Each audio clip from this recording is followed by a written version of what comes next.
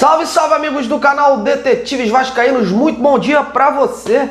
Resolvi mudar um pouco o hábito de postar um vídeo opinião após o jogo de ontem e colocá-lo mais cedo no dia seguinte, porque estava muito tarde, né? Eu preferi então juntar com as novas informações que pintaram nas últimas horas sobre as movimentações dos bastidores por reforços. Então, nesse vídeo agora pela manhã, eu vou repercutir aí o empate em São Januário diante do Botafogo ontem, que apesar das dificuldades previstas no jogo da volta, deixou o duelo em aberto. As considerações de Fernando Diniz também vou destacar, ele que viu aí um Vasco mais equilibrado em campo e pontuou algumas virtudes. Vou falar também do garoto Barros, que ganhou pontos importantes dentro do clube com o próprio Fernando Diniz, e tem tudo para ser mantido no time. E claro, formar a situação de reforço, parece o Vasco agiu rápido e eficiente nos bastidores e conseguiu fazer a cabeça dos turcos no tocante a Carlos Cuesta. O colombiano está com a contratação encaminhada pelo Vasco. Eu vou trazer mais detalhes dele e de outros atletas. Então, já larga o dedo no like, compartilha o conteúdo, venha se juntar a nós. Seja mais um inscrito do canal. Bom, meus amigos, vamos entrar logo de sola no jogo de ontem, que ainda está fresquinho na nossa memória. A torcida do Vasco estava meio desacreditada por conta da fase do time e diante de uma equipe que mais vem aí sendo consistente na temporada como o Botafogo, mas viu um grupo competir em campo. Agora faltam mais de 90 minutos numa disputa que é considerada em aberto.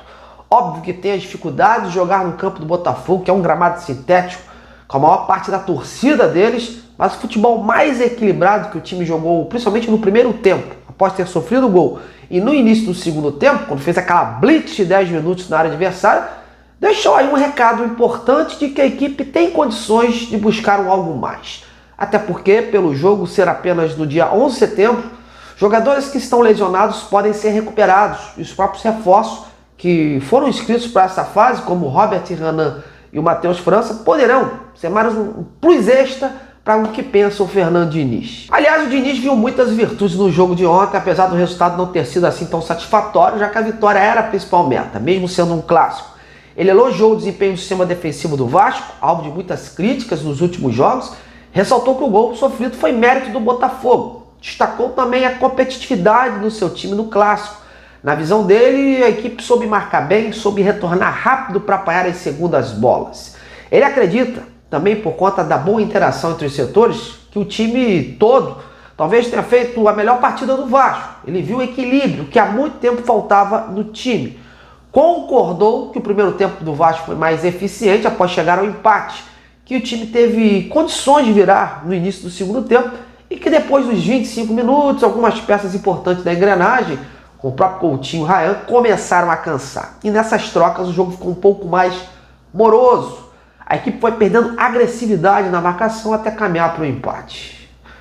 Ele gostou do que viu, né? Porque viu um Vasco mais aguerrido, um Vasco solidário, mais próximo e mais concentrado. Em relação ao próximo jogo, ele considera que o duelo está em aberto.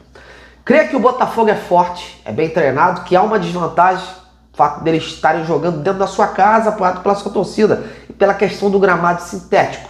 Mas segue confiante no Vasco, ele quer a sua equipe sabendo jogar no Nilton Santos, se adaptando rápido às condições do gramado e se impondo para que possa bater de frente com o Botafogo e sair com a classificação. Em relação aos reforços inscritos para essa partida, como Robert Renan e o Matheus França, ele pediu um pouco de calma, até porque faz muito tempo que eles não jogam. O último jogo do Robert Renan, por exemplo, foi em maio, lá na Arábia Saudita. Já o Matheus teve um período de férias e, como eu já tinha informado aqui, dias atrás, teve uma lesão importante no músculo adutor da coxa, que o tirou do batente e está voltando a trabalhar agora, faz mais ou menos uns 10 dias atrás. Ele tem ciência de que a data FIFA vai ajudar nesse processo para que os dois possam ser usados na sua maior plenitude. Olha, acho que apesar dos pesares, o Vasco competiu, né? E um dos fatores que fez a diferença para o time ter uma maior sustentação defensiva foi a força física e a saúde do meio-campo. Com a entrada do garoto Barros, que ao lado do Jair, foram ali os destaques do time. O Botafogo começou mais efetivo, tentando buscar o gol dentro do início, naquilo que o Vasco teve como uma sua maior fragilidade, que é o sistema defensivo. E por isso entrou ali, o Botafogo entrou com 2 centroavantes. E numa dessas bolas alçadas para a área, acabou saindo um gol numa cabeçada queima-roupa do Arthur Cabral.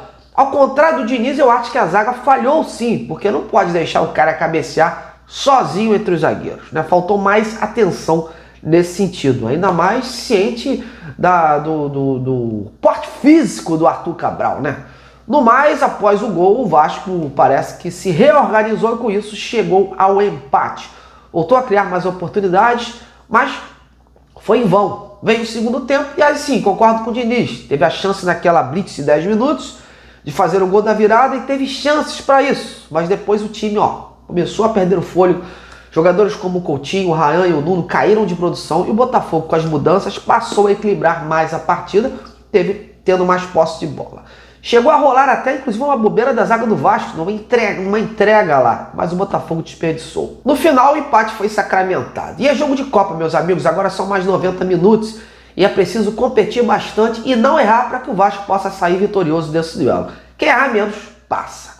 Bom, agora vamos falar de reforços. Depois de muitas idas e vindas, agora parece que a coisa vai vingar mesmo. O zagueiro Carlos Cuesta deve ser oficializado nas próximas horas como o novo reforço do Vasco. Como informou os companheiros do Globoesporte.com ontem, após o jogo, o Vasco encaminhou um acerto junto ao Galatasaray por empréstimo até o final de 2026 com opção de compra. É importante pontuar isso. Não é obrigação, como aconteceu com o Andrés Gomes. Os clubes, inclusive, já teriam trocado aí documentos, faltando apenas as assinaturas de contrato para que o colombiano desembarque no Brasil e possa dar andamento aos processos médicos aí e burocráticos aí do seu registro. A negociação acabou saindo mais rápido do que se imaginava por conta do cancelamento com as tratativas lá com o Spartak da Rússia. Com isso já tinha um acerto salarial com o Vasco e como melou o negócio por lá, ele acabou aceitando a oferta do Vasco porque era um jogador que já era carta fora do baralho para os turcos. A destacar que o Admar Lopes conseguiu uma certa façanha nessa negociação, né? Já que a ideia do Galatasaray foi sempre de vender o jogador, não aceitavam empréstimo, e se rolasse o empréstimo, seria com obrigação de compra, e dessa vez rolou um empréstimo básico, com opção.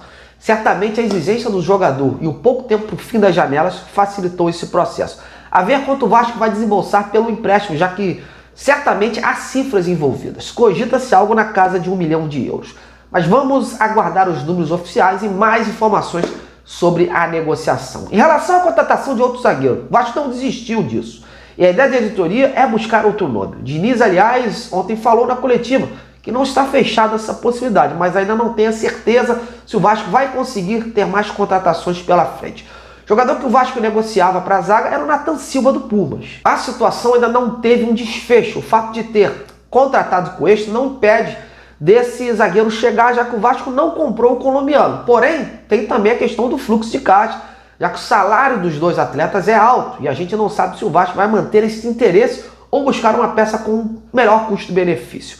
Antes de eu entrar no ar, eu falei com um colega lá do México que cobre o Pumas. A informação dele é que os mexicanos aguardam aí uma segunda oferta do Vasco pelo jogador e que por isso a situação ficou nesse stand-by. Hoje, provavelmente, teremos uma definição desse assunto, se o Vasco vai insistir no Nathan, se a situação realmente esfriou ou se o jogador vai optar por ficar por lá. Bom, meus amigos, mas é isso. Em breve a gente tem muito mais informações para você, mas essas são as primeiras do dia. Agradeço o carinho e me aguarde, beleza? Um grande abraço, até lá!